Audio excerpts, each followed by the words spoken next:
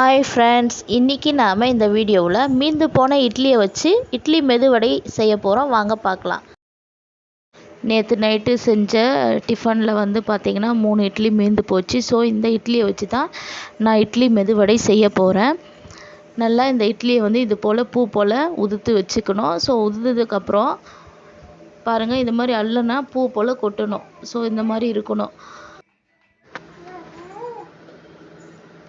இப்போ நல்லா உதுத்து விட்டாச்சு. இப்போ நான் பொடியாக நறுக்கி வச்சுருக்க வெங்காயத்தை சேர்த்துக்கிறேன். 2 கைப்பிடி அளவு சேர்த்தாச்சு. இப்போ நான் 1 டீஸ்பூன் சீரகம், 1/4 டீஸ்பூன் மிளகு, 2 பச்சை மிளகாய், 1 கைப்பிடி அளவு புதினா, கொஞ்சமாக ஒரு 2 கொத்து கறிவேப்பிலை, 1 கொத்து கொத்தமல்லி, தேவைக்கேற்ப உப்பு, 3/4 டம்ளர் அரிசி மாவு சேர்க்கறதுனால மெதுவடை ரொம்ப கிறிஸ்பியாக மொறுமொறுன்னு இருக்கும். ஸோ சேர்த்தாச்சு. இப்போ கையால் நல்லா பிசைஞ்சிக்கலாம். ஏற்கனவே நம்ம இட்லி செய்யும் போது உப்பு சேர்த்துருப்போம். ஸோ நீங்கள் உப்பு சேர்க்கும் போது அளவோடு சேர்த்துக்குங்க. கொஞ்சமாக நீங்கள் டேஸ்ட் பண்ணியே சேர்த்துக்குங்க, ஒன்றும் பிரச்சனை இல்லை. நல்லா தண்ணி விட்டு கொஞ்சமாக பிசைஞ்சிக்கணும். பிசைஞ்சதுக்கப்புறம் ஒரு கடாயில் எண்ணெயை ஊற்றி எண்ணெய் காய வச்சுக்கலாம். இப்போ நம்ம ரெடி பண்ணி வச்சுருக்கிற மாவில் வடை செய்கிறதுக்கு முன்னாடி கையில் கொஞ்சமாக எண்ணெயை ஊற்றி நல்லா ஆயில் அப்ளை பண்ணிக்கோங்க. அப்ளை பண்ணதுக்கப்புறம் நம்மளுக்கு தேவையான அளவுக்கு மாவு எடுத்து நல்லா உருட்டிட்டு நம்ம சென்டர் பாயில் ஒரு ஹோல் போட்டுக்கலாம். ஃப்ரண்ட்லேயும் பேக்லேயும் கரெக்டாக இருக்கிற மாதிரி ஒரு ஹோல்ஸ் போட்டுட்டு நல்லா மெதுவடைக்கு என்ன ஷேப் பண்ணுவோமோ ஸோ அந்த ஷேப்பில் நம்ம பர்ஃபெக்டாக செஞ்சு வச்சுக்கலாம். எல்லா வடையுமே நீங்கள் பர்ஃபெக்டாக செஞ்சு வச்சுக்கோங்க, ஒன்றும் பிரச்சனை இல்லை. பாருங்கள் நான் எப்படி செஞ்சு வச்சுருக்கேன்னு. இந்த மாதிரி செஞ்சு ரெடியாக வச்சிட்டிங்கன்னா உங்களுக்கு அவசரம் இல்லாமல் ரிலாக்ஸாக நீங்கள் வடை செய்வீங்க. இப்போ நான் செஞ்சாச்சு. இப்போ நான் போட்டு பொரித்து எடுத்துக்க போகிறேன். இப்போ நாம் ஒரு வடையாக மெதுவாக எண்ணெயில் போட்டுக்கலாம். பாருங்கள், இது போல் நம்ம ஒன்று எடுத்து போட்டுக்கலாம். இப்போ போட்டாச்சு. நல்லா எண்ணெயில் ஃப்ரை ஆகணும். இது ரொம்ப நேரம் குக் பண்ண வேண்டிய அவசியம் இல்லை, ஏன்னா இட்லி ஏற்கனவே வெந்தது தான்.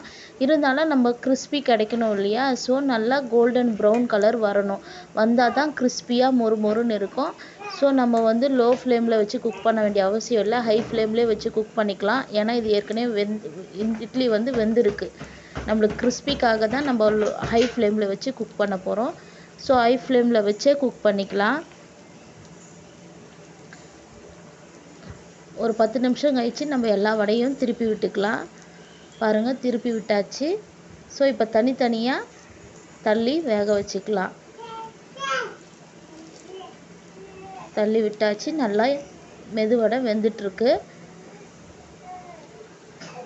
மறுபடியும் நம்ம திருப்பி விட்டுக்கலாம். ஏன்னா நமக்கு கோல்டன் ப்ரௌன் கலர் கிடைக்கணும். ஸோ அப்படி கிடைச்சா தான் இந்த இட்லி மெதுவடை ரொம்ப கிறிஸ்பியாக இருக்கும். ஸோ இப்போ திருப்பி விட்டாச்சு. ஒரு 10 மினிட்ஸ் கழித்து நம்ம வடையை எடுத்துடலாம். கோல்டன் ப்ரௌன் கலர் வந்ததுக்கப்புறம் பாருங்கள், கோல்டன் ப்ரௌன் கலர் வந்துடுச்சு. நல்லா கிறிஸ்பியாக ஆகிடுச்சு. ஸோ நம்ம இப்போ ஒரு தடவை திருப்பி விட்டுட்டு எடுத்துக்கலாம். இப்போ நமக்கு இட்லி மெதுவடை ரெடி ஆகிடுச்சு. இதை எடுத்து தனியாக ஒரு கேஸ்ட்ராலில் போட்டுக்கலாம்.